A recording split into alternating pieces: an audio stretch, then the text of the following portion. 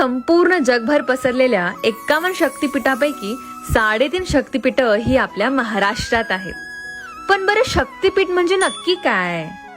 तर सतीच्या वडिलांनी म्हणजे राजा दक्ष यांनी जेव्हा एक भव्य यज्ञ आयोजित केलं होतं तेव्हा या यज्ञाचे आमंत्रण शंकरानं आणि सतीला दिलं गेलं नव्हतं. पण तरी देखील सती यज्ञस्थळी गेली तेव्हा तिथे शंकरांचा भरपूर अपमान झाला. ही अवहेलना तिला असह्य झाल्याने तिने यज्ञाच्या अग्नी स्वतःचा बळी दिला. हे शंकरांना समजताच ते अत्यंत दुःखी झाले. त्यांनी सतीचे निर्जीव शरीर उचलून संपूर्ण विश्वभर तांडव केले. त्यांच्या या रुद्र रूपाने संपूर्ण सृष्टी हादरली.